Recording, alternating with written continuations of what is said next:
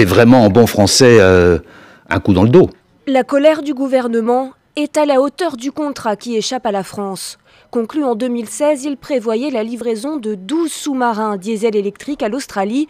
Il ne se concrétisera jamais, car Canberra tourne le dos à Paris au profit d'un partenariat trilatéral avec les États-Unis et la Grande-Bretagne, baptisé AUKUS. En tant que Premier ministre, je dois prendre les décisions qui permettent d'assurer la sécurité de notre nation. Je sais que la France ferait pareil, et je sais qu'elle finira par le comprendre. Cette confiance est trahie. Et je suis aujourd'hui en colère, avec beaucoup d'amertume sur cette rupture. D'autant plus que ça ne se fait pas entre alliés.